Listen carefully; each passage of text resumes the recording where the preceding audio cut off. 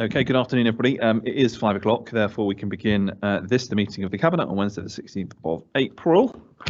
I have apologies for absence. Councillor Driscoll is attending online, as is Councillor Malcolm, to ask questions.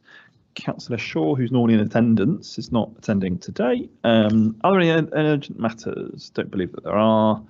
Don't believe that there are matters to be considered in private, so I can forego my usual warnings. Declarations of interest. Are there any? Councillor Grant. Chair, very quickly, I've a very small non-pecuniary interest relating to item 8. I'm a governor of one of the schools mentioned on page 107, and I'd like to ask a general question about that subject. Yeah, I mean, if it's not a pecuniary interest, then you're entitled to ask a question. I think there are a number of councillors who've got, interests in respect of school governing boards. So I think that's perfectly acceptable. In that case, we shall move to the minutes of the previous meeting. They are set out in the agenda pack. Can I ask that they're agreed? No appointments to subcommittees or to outside bodies, so we will move swiftly on to item number 7, the post-16 discretionary transport policy. Councillor Blacker. Thank you, Chair. So by way of background, in January we started a consultation on our post-16 discretionary transport policy. The current policy is very wide-ranging and very expensive and does not give our young people using it the best start in life, because it doesn't really foreground independence. So doesn't support them into adulthood as best it could. In terms of the expense, it's currently costs us around £17,000 per person per annum, which, as you can imagine, with rising numbers coming through the system, is going to cost us considerably more. But most importantly is that point about independence, and we want to encourage the uptake of independent travel training as we go forward. So we consulted on a revised policy. That policy is now before you. The consultation results are in a confidential appendix, Chair, so if anyone does have questions on the consultation itself, we would have to do that. But the policy is there for you, as well as a comparison of policy with other boroughs' offers as well. So I'm very happy to recommend it to colleagues to improve outcomes for our young people. Thank you. I believe, Councillor Gallant, you have got a question. Thanks, Chair. In principle, I agree with the idea of increasing independence travel training. The question is whether resulting ITT might also increase staffing costs rather than negating any savings. Second question, if I may, could the option 1 charging policy be more nuanced, given that there is quite a large gap between the proposed termly charges of £127 and £507? Councillor Backer. Yeah, so on the first point, the travel training wouldn't cost us any more than £17,000 a year. So I mean, as much as we might need to do more of it, it's going to result in a saving to us. On the charging policy, I think what Councillor Glenn has omitted is the fact that there is also a £0 charging tier as well. So it is nuance in that we would be supporting those not to incur a charge either. But certainly as we move through the operation of it, we will obviously monitor, and we do need to review it on a regular basis anyway, so we will do so. Thank you very much. Are there any other points or questions from members of the Cabinet? If there aren't, thank you for your introduction, Councillor Backer, and then sort of do direct members to the recommendations that are in the report. Are they agreed? Thank you. Next, we move to the agenda item number 8, Reclaim and Repurpose, the Ealing Transport and Highways Programme for 2025-26. And hopefully, Councillor Driscoll, you can hear us and we will be able to hear you. Thank you, Chair. Thank you. I can hear Great. you. So just as a way of introduction, this is the annual report which outlines both capital and revenue for the highways improvements that are planned for the next year. So includes condition surveys for road improvements and resurfacing, also additional items for potholes and a different approach due to additional Department of Transport funding. which will be very welcome. It includes the outline of LIP funding, which still remains at the COVID levels, which is substantially below what we would typically have had. So it's at 1.297 million compared to 3 million pre-COVID. So there's still a challenge there. We're looking at some new feasibility work in Ealing Broadway. So that will commence this year, and we'll see what the outcome of that is in terms of the development of the area. It's also worth noting in Appendix 3 about what's happened in the last year as well. So we've actually completed the vast majority of our planned resurfacing and pavement improvement plans. We have Northolt, visions for Northolt completed. We've done some de-scoping work with that because of some work which was scheduled to take place outside of our control, but we're still putting the funding within Northolt, so there's still some positive improvements there. We have also achieved an awful lot regarding cycle infrastructure, which is about to take place this year, and also bike hangers. So we've almost achieved our commitment to 150 bike hangers. We've got other work coming on stream with LED lighting, and that's detailed in the report. So there's an awful lot happening, and a lot of it is very positive. So I'd welcome questions or any comments. Yeah, thank you very much, Councillor Driscoll. As always, it's a popular report, and I know that members are not going to perhaps use this opportunity to lobby for individual bits of roadway, carriageway, or pavement in their respective wards. And I say that with a wry smile, and I know that's not going to happen. But I will go to questions from members. Councillor Gallant, as you're in the room, you go first. Promise I won't, Chair. Promise I won't. In the light of recent experience, can I take this opportunity to warmly recommend increased targeted letter drops as an excellent way of explaining planned works? That's a question. And the other question is, and I mentioned about the School Streets programme on page 107. So the question is, I'm aware that there'd be consultation on all planned works, but how was the outline plan and that list of schools arrived at? I will interpret your first statement, Councillor Gallant, as a question by saying, would you agree? As I put that to Councillor Driscoll, but I'll invite him to respond. Regarding targeted letter drops, yes, we do those already. Some of those letter drops are very targeted. It could be a single street, and some of them are neighbourhoods. Some encompass thousands of households, depending on the intervention that's planned. So that does happen already, and the scale of letter drops is entirely dependent on the proposed work. So a lot of that work already does happen. And the school streets. So this is a well-established programme now, and it was only a few years ago when we started off with 2 school streets in the whole borough. And now we're at 41, and we should be getting around about 50 within the next year. So part of that work is developed with the highest needs and greatest needs in schools and urgency. So we went out to schools and asked them to engage. So that was an approach there. And we worked through a lot of schools, obviously 41 that have been achieved. That process is still going on. So we still engage with schools, we still engage with parents and have that consultation. So now it's fair to say that a lot of the straightforward schemes were being completed, and now we're looking at other schemes and going on to ones that were probably either more challenging or didn't seek to engage with us in the initial rounds. So we approach the schools, we look at the different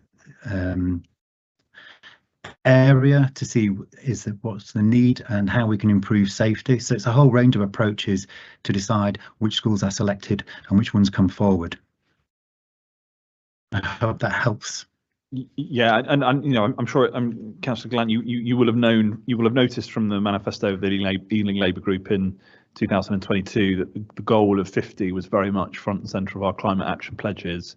Obviously, the number of schools and the number of pledged school streets are roughly the same, save for 1 or 2 where we know that the, of course, highway would find it very, very difficult to accommodate a school street. So very much, that has been done with the mandate of the people of Ealing, and hopefully, Councillor Driscoll, this will see us hit that number. So thank you.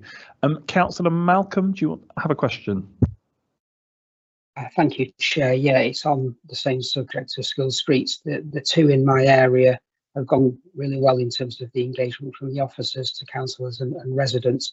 One, would you be willing to make a slight extension for future ones in that residents associations in the relevant areas where there are schools will be contacted in addition to the range of stakeholders you already do, because a couple of them have been missed out in my area, and I just think they would give some great feedback on behalf of residents who may have missed some of that. School streets in Southfield. Yeah, I mean, I'd really welcome councillors to, in their own wards, if you've got particular interest groups, resident associations, whoever it might be, voluntary organisations that might operate, definitely do prompt them to participate in the consultation process and the engagement. Absolutely would welcome them to contribute. It may not be apparent to officers where the boundaries of residents associations may or may not be, but ward councillors, I very much view it as the ward councillor's role to take that initiative and also to prompt those who can positively contribute and give suggestions to the engagement process to take part. So please do ask any interested parties to take part. They'd be very much welcome. Okay, thank you. Same cautionary warning to Cabinet about lobbying for individual roads or streets in wards. But if there are any questions or comments on the programme, there are not. So thank you, Councillor Driscoll. In that circumstance, I'll ask that you do note the recommendations in the report and ask that they're agreed. Thank you very much. And now we move to the Section 106 service spend plans for 25-26, and that's Councillor Manro. Thank you, Chair. This report is asking for authority to incept £5.31 million into service spends, the different departments of 106 money plus some revenue as well. The total we had was 60 million. 38 million has already been allocated. So we were left with about 21 million. And so this now looks at about 5.6 billion going, 9% of the remaining balance. It goes through different departments. Each one, as you know, 106 money has to be spent in a proper legal way. There's 3 reasons that it point to in the report. It outlines the necessary to make the development acceptable in planning terms, directly related to the development, and fairly and reasonably related in scale and kind to the development. So it is a specialised form of spending, but it does help departments manage their budgets, either add on to what they're already spending or spend independently. And there's 2 appendices. Appendix 2 actually outlines some of the projects that were carried out and shows the results, and therefore this is a good spend of our 106 money, and it's publicly transparent where that money is going. Thank you, Chair. Yes, thank you very much. There are questions from members of the opposition, so I go first to Councillor Gallant. Thank you, Chair. Yes, I'm asking this as a member of the public who isn't totally au fait with the technicalities of Section 106. Referring to Table 2 on page 122, so you got 21.836 as yet unallocated, out of which 5.683 is proposed for allocation in the service spend plan. So will all 106 monies, Section 106 monies, eventually be allocated so that none have to be returned to developers as unspent? Thank you, Councillor Gallant. I think to date, the history of London Borough of Ealing, we've never returned any money back. So yes, I would say that we would make a absolute effort to make sure that money is spent in mitigation of the development and not have to be sent back to a developer. And I think, just to add to that, obviously, there was a recent report by the National Home Builders Federation that sort of discussed Section 106 contributions that sort of, with great sort of bombastic nature, which was to perhaps allege that council shouldn't collect as much 106 as they do. Of course, the nature of Section 106 monies is that they have to be collected and pooled. in order that they can pay for the things that they were originally collected for the purpose of. And that can often mean that you need 4 schemes, in a particular area to make those contributions. You can't immediately spend money on a project that you haven't yet received all of the receipts for. So of course it's entirely understandable that a council would collect monies and collect them for the purpose for which they're intended, and once all monies are collected, then be able to spend it on those projects. So I think that's what you're seeing, not just in terms of the monies that are being pooled and collected for London Borough of Ealing, but as is the case for local authorities right up and down the land. But of course, these are all contributions that are being made to important infrastructure projects that support the consequence of the development that does happen. So we would, as Councillor Manro says, spend every last penny and try and get even more pennies as best we can. Councillor Malcolm. Thank you. Yeah, my question relates to paragraph 12, little 3, and Exacom. So when will could you just it's not a great line. So could you just direct us to your point again? Which bit in the papers? Sorry, paragraph 12, little 3, and it relates to Exacom. When will the public-facing module of that piece of software be available to the public?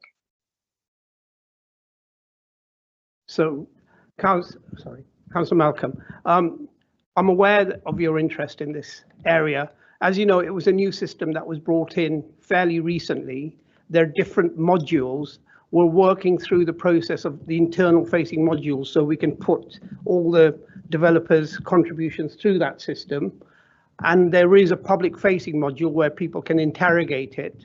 We do have an infrastructure delivery plan, and we have got plans to move forward to actually bring that public facing system in.